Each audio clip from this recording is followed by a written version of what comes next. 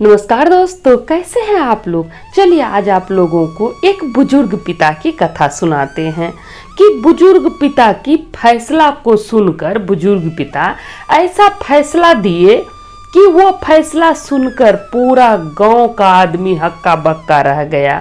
मुखिया, सरपंच, यहाँ तक कि उसका खुद का बेटा हक्का बक्का रह गया कि ये पिता का कैसा फैसला है। देखिए बुजुर्ग पिता का फैसला। दोस्तों, जब तक कि माता पिता पैसा कमाते हैं, घर चलाते हैं, तब तक घर में कोई दिक्कत नहीं होता है।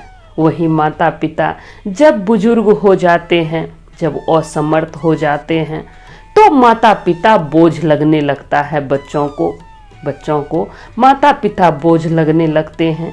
एक माता पिता अपने सभी बच्चों का लालन पालन भरण पोषण सब करते हैं, सबका पेट भर देते हैं, लेकिन वहीं सारे बच्चे मिलकर अपने माता पिता का पेट नहीं भर पाते हैं। क्या विडंबना है संसार का। माता पिता बोझ लगने लगता है। तो आज हम आप लोगों को एक बुजुर्ग पिता की फैसला देखिए, उनका क्या फैसला था। उनका फैसला सुन के आपको भी हैरानी होगा कि कैसा फैसला दिए। कथा बहुत सुंदर है, अंत तक सुनिएगा।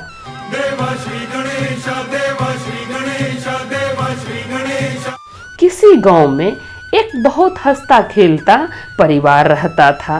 बुजुर्ग पिता थे, माँ थी, 2 बेटा था। हंसता खेलता परिवार था। जब तक कि बुजुर्ग पिता जो थे, जब तक पैसा कमा रहे थे, बहुत अच्छे से उनका घर चल रहा था। पूरा खुशहाली से जीवन बीत रहा था। दोनों लड़का शादीशुदा था, दोनों की पत्नी थी, दोनों का बच्चा था। तो घर बहुत खुशहाली से चल रहा था। अब बुजुर्ग पिता बुजुर्ग हो गए, बूढ़े हो गए, तो उनका काम धंधा बंद हो गया। वो कुछ नहीं करने लगे, घर पर ही बैठ गए। अब जब पिता घर पर बैठ गए तो घर में जो खर्च होता था दोनों भाई मिलकर चलाने लगा। दोनों भाई मिलकर घर चलाने लगा और पिता सोचा कि चलो अब हमको घर परिवार से मुक्ति मिल गया। अब बुजुर्ग माता पिता सोचने लगे कि अब हम लोग को क्या है, हम लोग अपनी सारी जिम्मेदारी तो निभा ही दिए।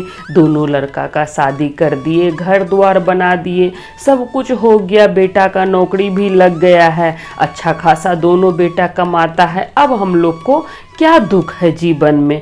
अब हम दोनों पति पत्नी मिलकर भगवान जी का भजन करेंगे, भगवान जी का ध्यान करेंगे। अब भगवान जी के शरण में जाएंगे। तो माता पिता बहुत खुश थे। माता पिता बुजुर्ग हो गए थे तो घर दोनों बेटा चलाने लगा। तो माता पिता ये देखकर बहुत खुश थे कि चलो मेरा दोनों बेटा घर चला रहा है। अब हमको क्या दिक्कत है, हम पैसा नहीं भी कमाएंगे तो अब कोई दिक्कत नहीं है। अब हमको क्या करना है, हमको जो करना था वो तो हम कर दिए। बच्चे को अच्छी तरह से पढ़ाए लिखाए, शादी ब्याह कर दिए। दोनों बेटा नौकरी भी करता है, तो कोई दिक्कत अब नहीं है। अब हम दोनों पति पत्नी का उम्र भी हो गया है, सो अब हम दोनों पति पत्नी भगवान जी का भजन कीर्तन करेंगे। क्योंकि पूरा जीवन तो बच्चे को पालने पोसने में लगा दिए, धन कमाने में लगा दिए, भगवान जी का कभी भी ध्यान नहीं कर पाए, कभी भी पूजा पाठ नहीं कर पाए। सो अब शिव को अपना गुरु बनाएंगे और भगवान का ध्यान करेंगे, भगवान की भक्ति करेंगे और अब कुछ नहीं करेंगे। तो माता पिता निश्चिंत हो गए थे कि अब हमको कुछ नहीं करना है। अब देखिए, घर जब दोनों बेटा चलाने लगा, घर की सारी जिम्मेदारी जब दोनों बेटा के कंधा पे पड़ा, तो दोनों को लगने लगा कि हम ज़्यादा खर्च करते हैं। बड़ा भाई को लगता कि सारा खर्च घर में हम ही देते हैं, मेरे वजह से घर चल रहा है। और छोटा को लगता कि हम ज़्यादा खर्च कर रहे हैं, बड़ा भाई नहीं कर रहा है। अब दोनों जेठानी और देवरानी में भी लड़ाई होने लगा कि हम ज़्यादा घर का काम करते हैं, वो कहती हम ज़्यादा घर का काम करते हैं। तो दोनों जेठानी और देवरानी भी लड़ने लगी घर में, और दोनों भाई भी आपस में लड़ने लगा। घर में अब कलह होने लगा, पैसे को लेकर घर में कलह होने लगा। अब ये सब देखकर माता पिता बहुत दुखी थे कि बताओ पूरा जीवन लगा दिए बच्चे को पालने में, पोसने में, अच्छी शिक्षा देने में, और बच्चा अब कमा रहा है, सब कुछ अच्छे से चल रहा है, तो दोनों भाई आपस में लड़ रहा है। ये सब देखकर माता पिता बहुत दुखी थे। अब देखिए एक दिन क्या हुआ, उसका बड़ा बेटा उसके पास आया और कहता है कि पिताजी अब घर का बंटवारा कर दीजिए, अब घर का 2 हिस्सा कर दीजिए, अब हमको अलग होना है छोटे भाई से, उसके साथ अब हम नहीं रहेंगे, सो घर का बंटवारा कर दीजिए।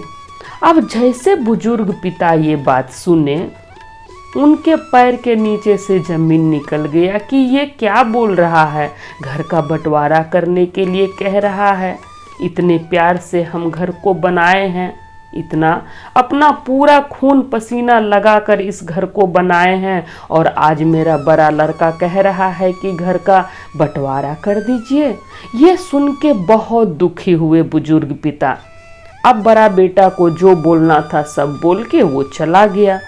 फिर तभी छोटा बेटा आया और वो भी यही बात बोला अपने पिता से कि पिताजी हमको बड़े भैया से अलग होना है, घर का बंटवारा कर दीजिए, अब हम बड़े भाई के साथ नहीं रहेंगे। तो दोनों बेटा आके अपने पिताजी से बोला कि घर का बंटवारा कर दीजिए। अब बुजुर्ग पिता दोनों की बातों को सुनकर बहुत दुखी हुए। बड़ा तो बोल के चला गया, छोटा का बात सुन के भी बहुत दुखी हुए। वो कुछ नहीं बोले, वो चुप हो गए। अब अगला दिन क्या हुआ पता है, उसका जो बड़ा लड़का था वो गांव के सभी आदमी को बुला लिया और फिर मुखिया सरपंच को भी बुलाया कि मेरे घर में बंटवारा है, सो चलिए आप लोग, मेरे घर का बंटवारा करना है, सो आप लोग चलिए। तो बड़ा लड़का पूरा गांव वाले को बुला लिया, मुखिया सरपंच सबको बुलाया फैसला करने के लिए। अब बड़ा लड़का छोटा लड़का मिलके घर का सारा सामान निकालने लगा और 2 हिस्सा करने लगा अपने मन से ही। बुजुर्ग पिता चुपचाप खाली देख रहे थे, वो कुछ नहीं बोल रहे थे, एक शब्द नहीं बोल रहे थे, सिर्फ उनके आंख से आंसू बह रहा था कि ये क्या हो रहा है घर में। तो दोनों लड़का मिलके घर का सारा सामान निकाला और 2 हिस्सा कर दिया। फिर घर का बंटवारा करने लगा कि आधा मेरा आधा मेरा। छोटा भाई बोला कि इधर हम लेंगे, बड़ा भाई बोला इधर हम लेंगे। तो घर का भी बंटवारा हो गया और घर में जितना सामान था उसका भी बंटवारा हो गया। अब बुजुर्ग माता पिता बहुत दुखी थे। वो तो सोचे थे कि चलो अब तो हम गंगा नहा लिए, सब कुछ हो गया, बेटा का शादी ब्याह हो गया, घर द्वार बनवा दिए हैं अच्छा से, बेटा का नौकरी भी लग गया है, तो अब तो गंगा नहा लिए, अब कोई दुख जीवन में नहीं आएगा। लेकिन बेटा दोनों जो लड़ने लगा, दोनों बंटवारा करने लगा, ये देखकर बुजुर्ग आदमी बहुत दुखी थे। बुजुर्ग माता पिता दोनों बहुत दुखी थे। अब जब सब चीज का बंटवारा हो गया, सामान का बंटवारा हो गया, घर का बंटवारा हो गया, तब मुखिया जी कहते हैं उसके बड़े लड़के से कि सुनो, सामान का तो बंटवारा हो गया, घर का भी बंटवारा तुम लोग कर लिया, लेकिन माता पिता कहाँ रहेंगे? ये सोचा तुम लोग कि माता पिता कहाँ रहेंगे? तब बड़ा लड़का कहता है कि इसमें सोचने की क्या बात है, 6 महीना माता पिता मेरे साथ रहेंगे और 6 महीना मेरे छोटे भाई के साथ रहेंगे, हो गया फैसला, इसमें क्या फैसला करना है। 6 महीना देखभाल हम करेंगे, 6 महीना देखभाल मेरा छोटा भाई करेगा। अब जैसे ये बात बुजुर्ग आदमी सुना, बुजुर्ग पिता उसके सुने, तुरंत वो चिल्लाते हुए बोले कि तुम मेरा फैसला लेने वाला कौन है? पिता हम है या तुम है? इस घर को तुम बनवाया है, ये सामान तुम लोग खरीदा है? तो उसका बेटा बोला नहीं। तब बोलते हैं पिताजी, बुजुर्ग पिताजी, कि तुम लोग कौन होते हो मेरा फैसला करने वाला? इस घर का फैसला हम करेंगे, हम अभी जिंदा हैं, इसलिए इस घर का फैसला हम करेंगे। तभी बुजुर्ग पिता कहते हैं कि सुनो, अब हम फैसला करते हैं कि जिसको मेरे साथ रहना है 6 महीना मेरे साथ रह सकता है इस घर में, क्योंकि ये घर मेरा है। सो 6 महीना जो चाहे मेरे साथ रह सकता है। 6 महीना अपना इंतजाम कर लो बाहर कहीं। बड़ा लड़का 6 महीना मेरे साथ रहना चाहता है ना, सो 6 महीना तुम मेरे साथ रहना, 6 महीना कहीं और इंतजाम करो। फिर 6 महीना छोटा लड़का मेरे साथ रहेगा और 6 महीना फिर कहीं और अपना इंतजाम करो, इस घर को खाली करो। 6 महीना के लिए इस घर को खाली करो। 6 महीना मेरे साथ रहो और 6 महीना कहीं और अपना इंतजाम करो।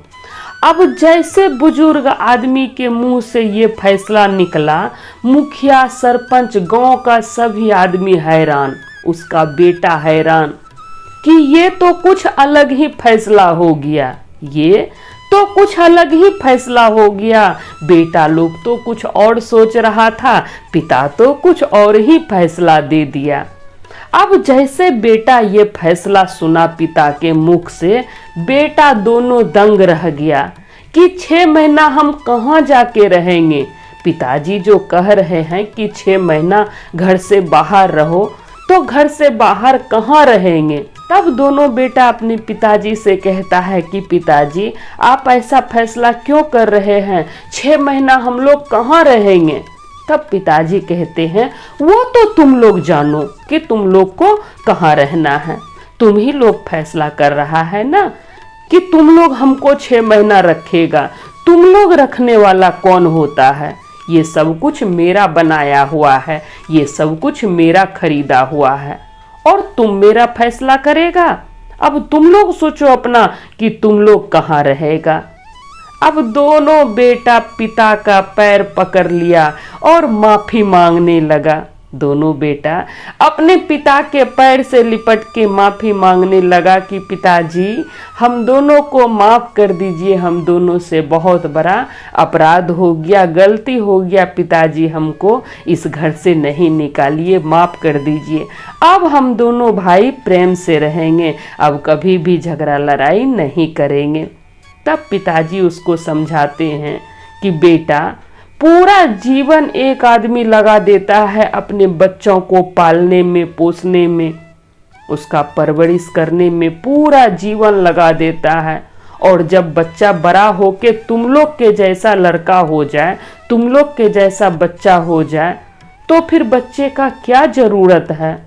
तुम लोग झगड़ा करते हो, लड़ाई करते हो, कभी सोचे हो कि हम लोग के दिल पर क्या बीतता है जब तुम दोनों भाई को लड़ते हुए देखते हैं।